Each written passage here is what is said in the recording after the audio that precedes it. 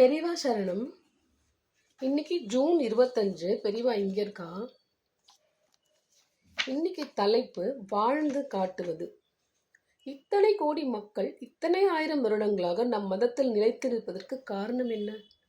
பிற மதத்தினர் ஆட்சியில் பலவித கொடுமைகளுக்கு ஆளாகியும் அவர்கள் நயமாகவும் பயமாகவும் எத்தனையோ பிரச்சாரங்கள் செய்தும் கூட கோடிக்கணக்கான மக்கள் நம் சனாதன தர்மத்திலேயே இருப்பதற்கு காரணம் என்ன?